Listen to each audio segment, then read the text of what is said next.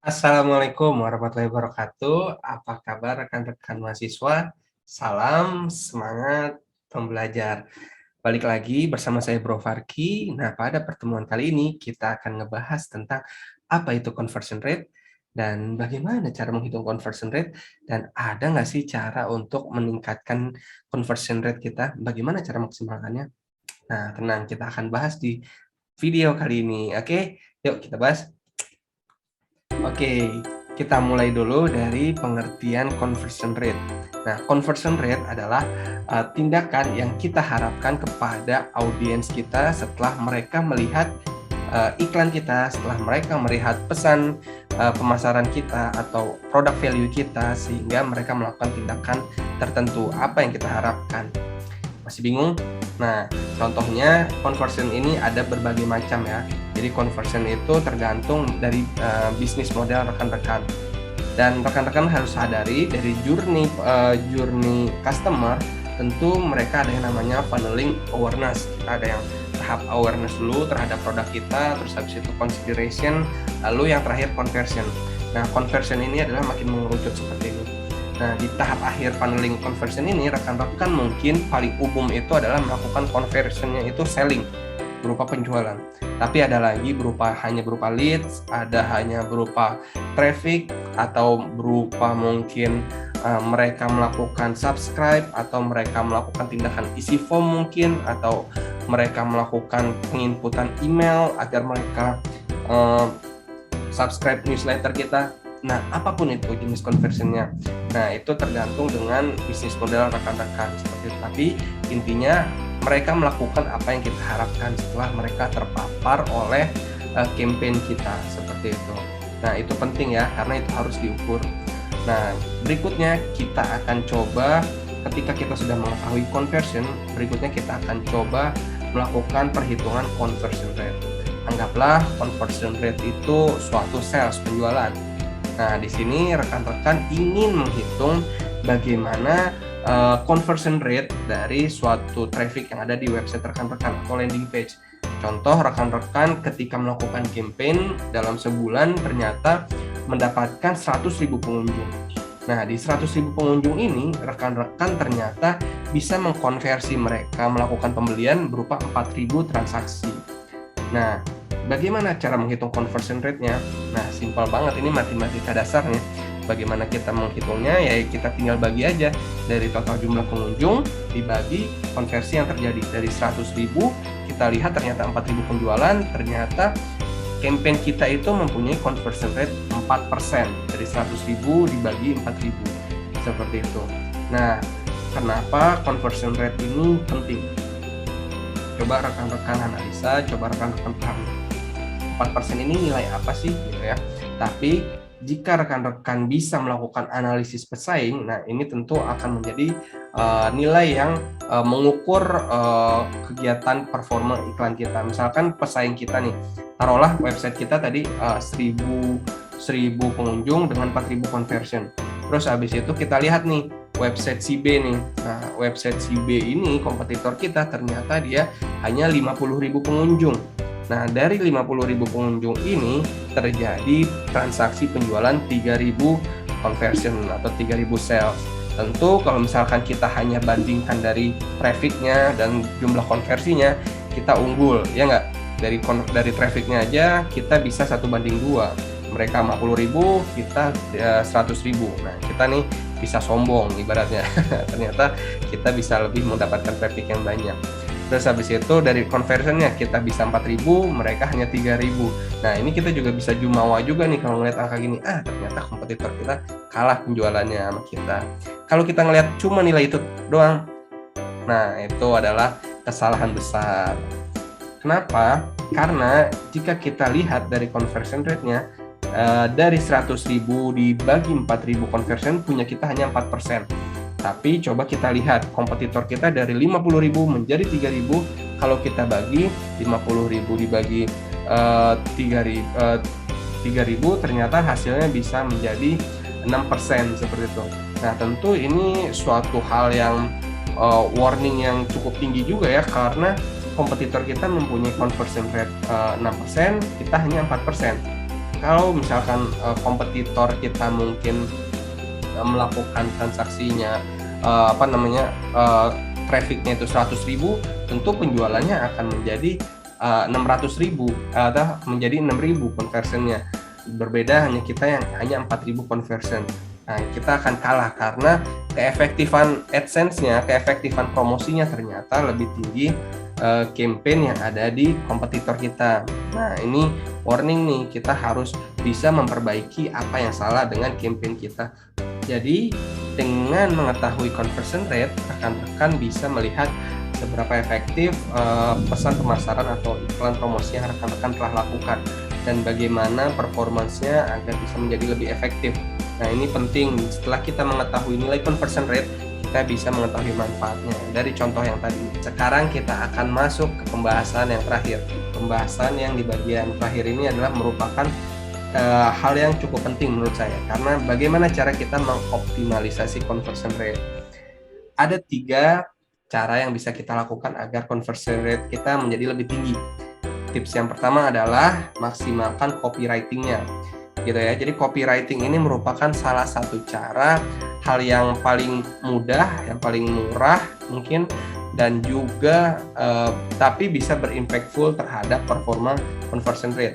Nah, copywriting ini adalah berupa skrip tulisan, bisa berupa bagaimana rekan-rekan menyusun skrip video marketingnya, atau bagaimana rekan-rekan menyusun struktur copywriting yang menarik di landing page dan lain sebagainya. Nah, di sini dengan merubah kata-kata, rekan-rekan akan bisa meningkatkan emosi keterikatan kepada customer sehingga bisa melakukan conversion rate yang lebih tinggi. Yang pertama, cek copywriting-nya. Copywriting-nya ini rekan-rekan mungkin bisa meng-hire tenaga profesional agar copywriter ini dia fokus terhadap menganalisa performa dari copywriting yang dibuat. Seperti itu. Penting jika kita mempunyai tim copywriter yang bagus, atau jika kita bisa mempelajari copywriter atau kita bisa mempelajari skill copywriting yang baik. Gitu. Yang kedua adalah trafficnya, source-nya. Nah, ini source ini penting nih. Source ini adalah traffic source ini di mana tempat para audiens kita sasar ini agar mereka melakukan konversi penjualan. Bagaimana mereka bisa tertarik terhadap penjualan kita. Kalau source-nya aja salah, nah tentu ini akan melakukan kesia-siaan. Mau copywriting udah bagus banget, udah menggugah banget, ternyata di tempat itu nggak ada yang orang kita sasar. Nah, itu akan sulit. Mungkin terjadi, tapi nggak terlalu maksimal seperti itu. Jadi rekan-rekan analisa kembali traffic source-nya. Jika rekan-rekan ingin memaksimalkan campaign rekan-rekan melalui search engine SEO misalkan atau SEM, nah rekan-rekan tentu harus mencari tahu keyword-keyword yang benar-benar digunakan oleh para customer. Nah, seperti itu. Jadi rekan-rekan harus analisa dulu nih traffic source-nya itu di mana di channelnya gitu. Itu kalau misalkan rekan-rekan di search engine, rekan-rekan harus pelajari keyword intent-nya. Jadi keyword intent yang dilakukan oleh para audiens atau customer atau juga para kompetitor. Lalu yang kedua, kalau misalkan channel yang berikutnya, kalau misalkan sosial media. Nah, kalau sosial media traffic source-nya, rekan-rekan harus pastikan traffic source-nya ini related dengan produk atau brand yang rekan-rekan sasar. Misalkan kalau misalkan rekan-rekan menarik orang-orang yang suka otomotif, tentu harus bisa melakukan konten marketing yang berkaitan related dengan otomotif juga gitu ya. Jangan rekan-rekan terlalu banyak misalkan di Facebooknya itu terlalu banyak cerita horor atau misalkan gosip-gosip. Nah, itu tentu traffic source-nya nggak relevan gitu ya, karena kita ngejual misalkan on-the-deal spare part dari otomotif, tapi orang-orangnya ternyata orang-orang yang kita engage itu di sosial media ternyata orang-orang misalkan anak muda atau misalkan ibu-ibu yang suka gosip dan lain sebagainya. Itu tentu berbeda interestnya. Nah, itu traffic source-nya itu penting agar kita bisa maintain.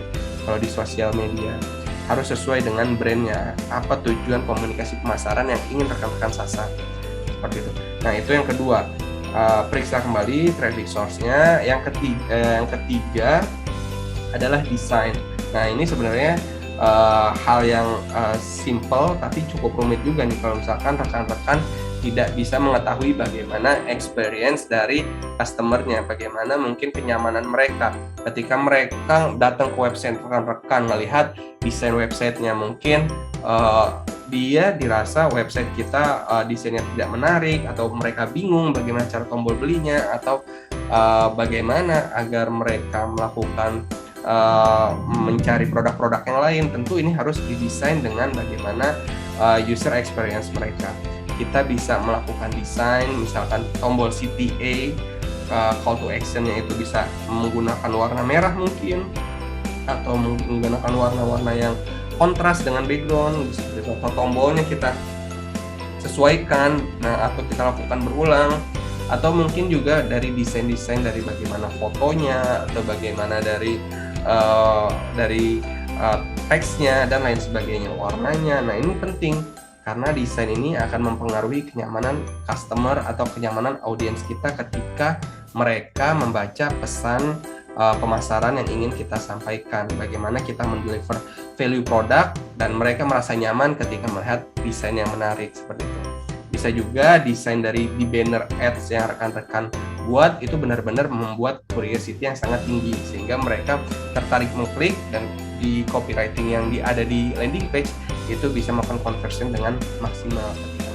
Itu dia 3 tips untuk memaksimalkan atau bisa membuat conversion rate menjadi lebih tinggi. Yang pertama copywriting, yang kedua adalah traffic source, yang ketiga adalah desain, seperti itu. Nah, semoga bermanfaat. Jadi kalau rekan-rekan mempunyai produk, coba rekan-rekan ketika mau melakukan campaign, analisa lagi bagaimana untuk mendapatkan conversion rate yang tinggi. Kalau misalkan rekan-rekan familiar dengan Facebook Ads atau IG Ads, atau misalkan dengan Google Display Network, nah seperti di sana mereka ada tools namanya itu A/B testing. Jadi kita melakukan testing campaign A sama campaign B, kita bisa melakukan analisa bagaimana perbandingan campaign yang lebih efektif. Nah, dari sini kita bisa melihat nih dari analisa misalkan performa dalam 1 bulan, campaign 1, campaign 2, kita lihat mana yang bisa lebih efektif nilainya, mana nilai conversion lebih tinggi, mana impression yang lebih tinggi, mana CTR yang lebih tinggi, mana CPC yang lebih murah. Nah, itu bisa rekan-rekan analisa agar bisa menggunakan strategi yang lebih baik dalam beriklan untuk di bulan berikutnya. Rekan-rekan misalkan strategi budgeting yang lebih bagus, sehingga conversion rate kita akan bisa lebih maksimal dan kita bisa mendapatkan profit yang lebih banyak tentunya. Semoga bermanfaat sharing kali ini. Jika rekan-rekan ada yang mau ditanyakan, monggo tulis di kolom komentar atau di forum di e-learning. Karena ini sebenarnya video khusus untuk mahasiswa saya yang ada di kuliah online. Terima kasih atas kehadirannya. Sampai jumpa di video berikutnya. Salam semangat belajar. Assalamualaikum warahmatullahi wabarakatuh. Ciao.